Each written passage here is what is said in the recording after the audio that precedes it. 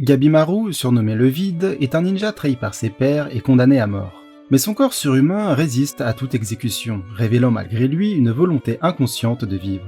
L'exécuteuse Sagiri, intriguée par sa ténacité, découvre qu'il souhaite en réalité retrouver sa femme, seule source d'humanité dans sa vie. Face à l'échec des mises à mort, elle lui propose une alternative. Participer à une expédition sur une mystérieuse île particulièrement dangereuse, pour y récupérer un légendaire élixir de vie en échange de sa liberté.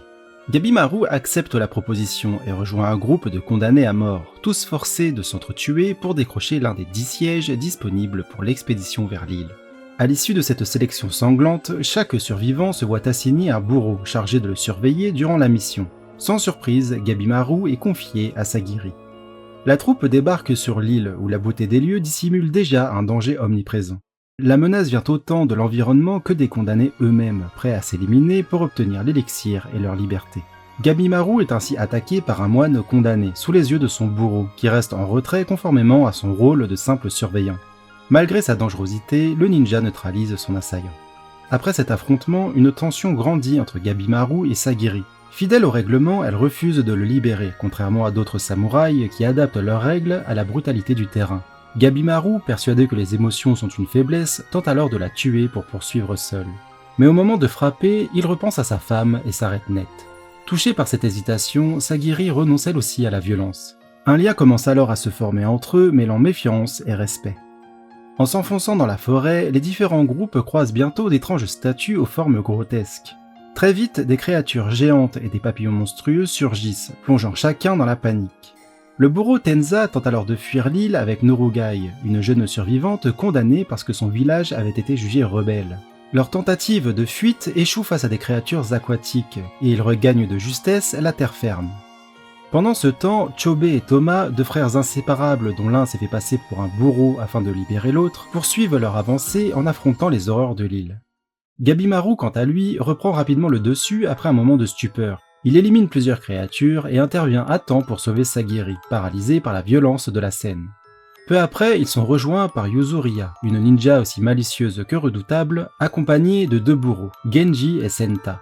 Elle propose une alliance stratégique, convaincue qu'un groupe uni a plus de chances de survie.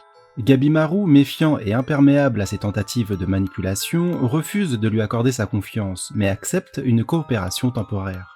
C'est alors que surgit Rokurota, un colosse incontrôlable condamné pour meurtre et cannibalisme, déjà responsable de la mort de son propre bourreau.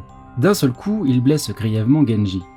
Gabimaru intervient alors, utilisant ses flammes et des projections de rochers pour repousser Rokurota, mais cela ne suffit pas à arrêter le colosse.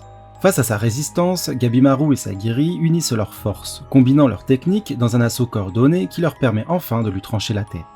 Une fois le colosse vaincu et la forêt dorénavant en feu, ils se replient, suivant l'exemple de Yuzuriya parti avant eux. En observant les environs, ils remarquent que les créatures de l'île ont été attirées par le combat. Ils décident alors de remonter la piste de ces monstres pour en comprendre l'origine. En explorant l'île, Gabimaru tombe sur une fillette en fuite. Lorsqu'il parvient à la rattraper, elle l'attaque violemment. Il la neutralise mais finit par la relâcher face à ses pleurs. L'enfant, prénommé Mei, est accompagné d'un étrange protecteur nommé Oko, un homme arbre qui propose de les guider jusqu'au village en échange d'informations. Sur place, Oko leur révèle l'existence du Tan, un élixir de vie dissimulé dans la zone brumeuse centrale de l'île. Celle-ci se divise en 3 régions, Eishu, Hojo et Orai. Il explique que l'île est dirigée par les Éternels, 7 êtres immortels issus d'un ancien érudit divinisé, qui transforment les humains en fleurs pour nourrir leur élixir. Chobe et Toma tombent justement sur 2 éternels, enlacés dans une intimité troublante et presque irréelle.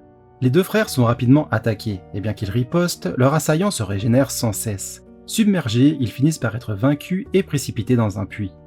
Pendant ce temps, Tenza et Norugai affrontent un autre éternel sur la plage. Incapables de tenir tête à un tel adversaire, ils tentent de fuir et croisent alors Shion, le maître de Tenza. Le combat reprend à 3 contre 1, mais l'éternel garde l'avantage. Shion est grièvement blessé et Tenza encaisse de lourds coups. Malgré tout, il se relève une dernière fois pour protéger Shion et Norugai, leur ouvrant une voie de secours avant de tomber définitivement. De son côté, Gabimaru, impatient de progresser, décide de partir seul vers Orai, la zone centrale de l'île où se trouverait l'élixir de vie. En approchant, il tombe à son tour sur l'un des éternels. Malgré une tentative d'évitement, le combat s'engage. Acculé, l'Éternel se transforme en une créature florale terrifiante, poussant Gabimaru au bout de ses limites, tant physiques que mentales. Alors qu'il est sur le point de succomber, Mei intervient juste à temps pour le sauver. Gabimaru se réveille au pied d'une falaise, face à Ganthet Susai, qui s'est tranché la main pour éviter de se transformer en fleur, et à son bourreau Fushi. Plutôt que d'engager le combat, Gabimaru propose une alliance, conscient de ses limites et de l'intérêt de partager ses connaissances sur les Éternels. Pendant ce temps, Mei, désormais adolescente, tente de leur expliquer le concept de Tao, une force vitale basée sur l'équilibre entre le yin et le yang, la force et la vulnérabilité. Deux créatures surgissent alors et attaquent le groupe, cherchant notamment à récupérer Mei, échappée de leur territoire. Leur objectif est de l'utiliser pour renforcer leur propre Tao, l'équilibre de cette énergie passant aussi par des actes sexuels. Avec l'aide de Mei, Gabimaru parvient à ressentir et voir pleinement le Tao qui imprègne toute chose.